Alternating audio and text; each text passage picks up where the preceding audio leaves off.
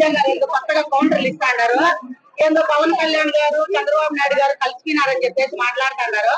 ఇంత జగన్ గారి గురించి కలిపి మాట్లాడుతున్నారు. అసలు సీట్ ఆమెకి ఇచ్చాడా లేదా జగన్ గారు? అసలు నగిరిలో నిలబడుతుందా లేదా? ఆమెకు అసలు పోస్ట్ వస్తుందా లేదా? కూటమి గురించి ఏం తెలిసే నాకు మాట్లాడుతుంది. కూటమి అంటే నలుగురు కలిస్తేనే ఒక సంస్థ. నలుగురు కలిసి తొక్కేస్తారని భయంతో మాట్లాడుతుంది ఏమో తెలీదు. ఇన్ని రోజులు చంద్రబాబు నాయుడు గారు జైల్లో ఉన్నప్పుడు అక్కర్లేని మాట్లాడింది.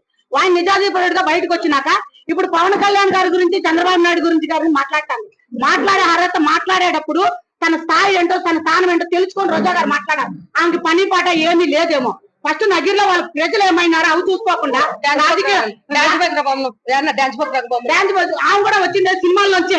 అది జబర్దస్త్ నుంచే వచ్చింది. అది తెలుసుకోకుండా పవన్ కళ్యాణ్ గారు సినిమాల నుంచి వచ్చినారు. అది కానీ మాట్లాడే పెట్టుకొని మాట్లాడితే బాగుంటుంది రోజా గారికి. ఫస్ట్ నగిరిలో ఆమె ప్రజలు ఎట్లుండారో చూసుకొని 10 కార్లు వేసుకొని తిరిగేది అవి చేసేది ఇసుక అమ్ముకొని బతికేది కాదు. ఫస్ట్ తన కేటగిరీ తెలుసుకొని మాట్లాడాలి. చంద్రబాబు నాయుడు గురించి కానీ పవన్ కళ్యాణ్ గురించి కానీ తెలియకుండా మాట్లాడితే నగిరి వచ్చి మళ్ళీ గుడ్డ ఊరు తీసుకొడతాం. అందరూ లేడీస్ దత్తపుత్రుడు అంటే నీకు చీర కొడతాం. నీకు అది నగిరి వచ్చి కొడతాం, ఖచ్చితంగా కొడతాం. ఆమె నోరు అత్తులో పెట్టుకొని మాట్లాడాలి.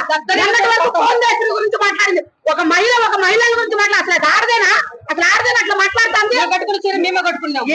మాట్లాడాల్సిన అవసరం ఏమి ఇదే ఆమెకి. ఆమె కూడా కింద నుంచి స్థాయిలోంచి వచ్చింది. ఒకప్పుడు ఆమె గతం తెలుసుకోవాలా.